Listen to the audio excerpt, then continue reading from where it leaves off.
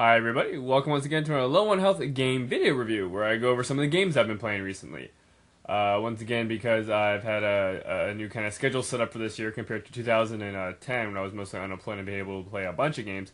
This year, because I'm working two jobs, I haven't found that much time to play games. But the ones I have played recently are, of course, first-person shooters, because those games are easier to kind of blow through, because they're 6 to 8 hours tops. They're not like any RPGs or old-school adventure games. But the ones I'm going to talk about in this video are going to be, of course, Crysis 2 and HomeFront. I played both of them, of course, on the PC.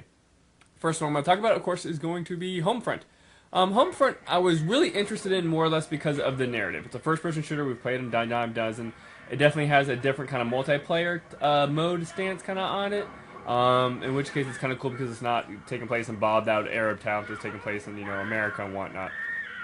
But I played it on the PC, so I didn't bother with any on the multiplayer and whatnot. And another thing I really liked about the game, of course, was kind of the narrative. I like the idea of this is a not post-apocalyptic, but a very dystopian look where North Korea gets their act together, and over time, with the decline of the U.S. and whatnot, things go awry and they end up invading America and basically capture the West Coast. And this is basically you playing the resistance side and trying to take back America from the Koreans and whatnot.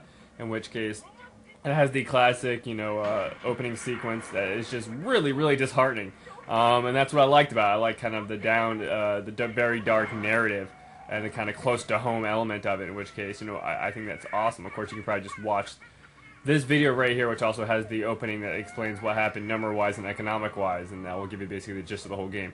Because the game itself, not that great. It's, you're very first-person shooter. I found the controls just not be as polished as I want them to be. I don't know if it was just me configuring them not right. But, I mean, it's a fairly straightforward first-person shooter, and like I mentioned before, I play these first-person shooters more or less just for the narrative now, because they almost always play the same. They have the little gimmicks and whatnot. But this, I'm not going to say subpar. Yeah, okay, it's a subpar first-person shooter. Definitely give it a play if you want to. I mean, it's on the Xbox 360 and whatnot. It was released across all the different platforms. I think it's worth playing just for the narrative stance on it. You don't get to play a lot of games where you get to play in America and, fighting the resistance and whatnot. It definitely, at the end of it, kind of leaves itself open. They're probably going to do 2 or 3 of these games like always. It definitely kind of has like a cliffhanger-ish ending, but not too much. But, it's a very short game, too, I will say. This one was only like 4 hours. But other than that, definitely give it a try. If anything, it's cool to kind of see future tech and whatnot, and not super future tech. Moving on here, I'm going to talk about Crysis 2. Now, of course, Crysis was released, X amount of years ago, and it was mainly a PC affair because it was showcasing a lot of high-end, visual stuff, and a lot of people's PCs couldn't run it. Mine barely did back then. Of course, I have a new PC, and it can run the Crysis 2 well. It doesn't do it 100% perfect. It's not maxed out, but it's still a great looking game. They really, of course, done a great job, Crytek, with the engine and just the polish of the visuals, and even like the voice acting, the directing. It's just a very well presented game. Once again, the controls are, everything's kind of rock solid. It's your basic first-person shooter that I mentioned again. This one looks a lot better than most. The story I thought was really interesting. How it has a slight connection to the first one. I was hoping more for a definitive connection in between the two, maybe some more exposition. I mean, there is, but there definitely seems to be need me wanting for more explanation of what's going on, how it happened this way. And they give it to you. There are a couple twists here and there, and of course they left it open once again for another game to come out for, which of course they're going to do. In which case, it's a great game. I mean, once again, I haven't done any multiplayer for it, but I found it to be kind of a more enjoyable experience than HomeFront.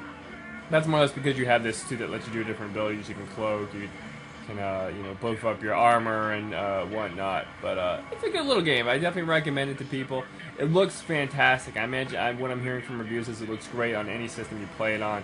And that's really nice. I mean, of course, this takes place in Manhattan. Once again, we're in the U.S., which is always kind of fun to kind of get us out of the Middle East when it comes to first-person shooters. But looked fantastic, played well, decent length, and I enjoyed it. Definitely give it a play. But other than that, that's kind of about it. Those are 2 just FPSs that I played recently. I'm actually going back right now and looking. I'm currently playing Zelda: Link to the Past for the SNES. In which case, I think I'm going to play that and maybe play Link's Awakening on the Game Boy, which was one of my first Game Boy games I played. Pardon me, not getting that much sleep. I've been working a lot. But those are kind of the next 2 games I'm playing, or going to be playing, are the 2 classic old Zelda games, because I really don't know what's coming up on the horizon soon. I mean, we're going to be hitting the summer drought soon. Not that many games coming up, but As always, thank you guys for watching, and I'll catch you next time.